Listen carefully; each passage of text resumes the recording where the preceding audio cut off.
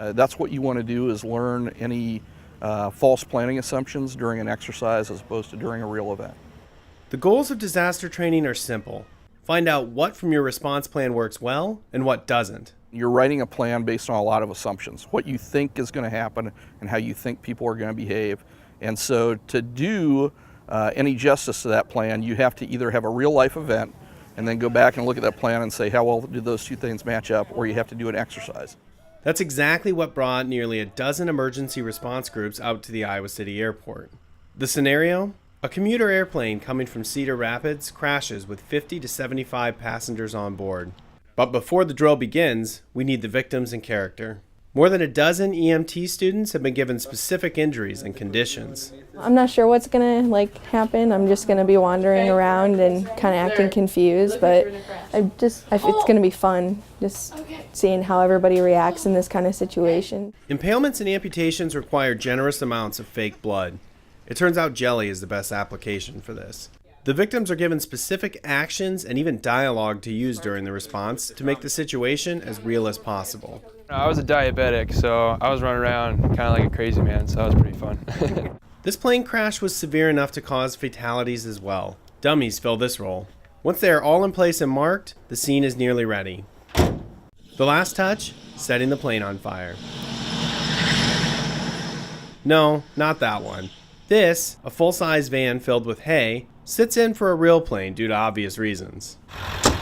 Waiting for the call are firefighters, paramedics, and police, all aware of the drill, but not the details. Honestly, have no idea what to expect. To keep it spur of the moment, only a few higher-ups are privy to the specifics of the exercise. We've heard rumors that we're all getting critical patients that we have to transport into the university, but other than that, I don't have any idea.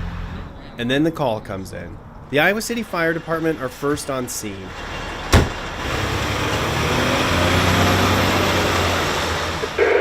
I have an aircraft that has crashed on the north-south runway. I have patients on the runway south of the aircraft. The aircraft is fully involved. After scanning the situation, the firefighters quickly prioritize and communicate their concerns. We were able to see the number of victims we had. We had another engine coming right behind us, and we knew an ambulance behind us to help with the victims. We concentrated on the fire in case any of the victims were covered in the fuel from the fire. We wanted to get the fire under control. Make sure we have everybody accounted for. Once the fire is under control, the scene is safe for paramedics to begin working.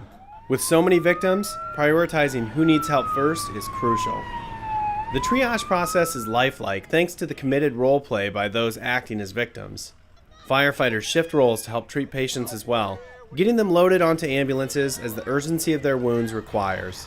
From there, the injured passengers were carted off to one of 3 area hospitals. The paramedics continued treatment while transporting the patients.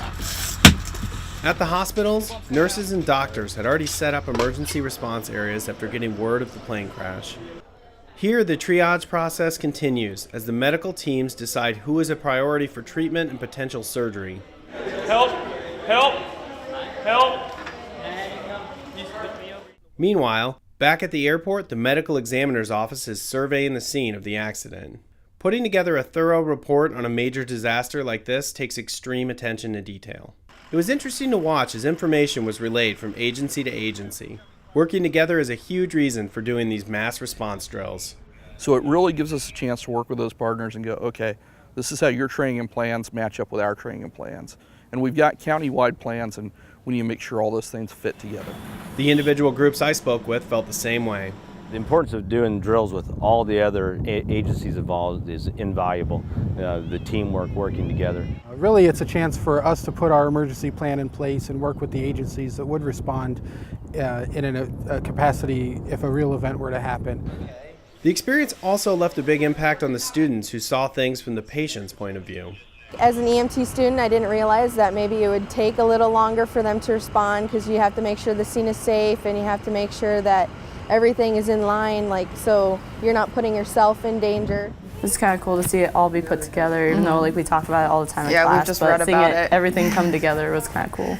It was really interesting to see everybody work together and see how, because stuff like this doesn't happen all the time, so it's pretty interesting to watch it go down, how they work together. My overall experience was pretty great, and I feel like they're ready for a real situation. The final part of the exercise is an action review, a discussion where each department talks about the successes and failures of the response. And then we'll identify any gaps in your training, equipment, or planning, and we'll go back and set an improvement plan and go back and fix those gaps so that next time when it's a real event, it's a little more smooth. I heard the same thing over and over. Doing these training drills on a regular basis is invaluable.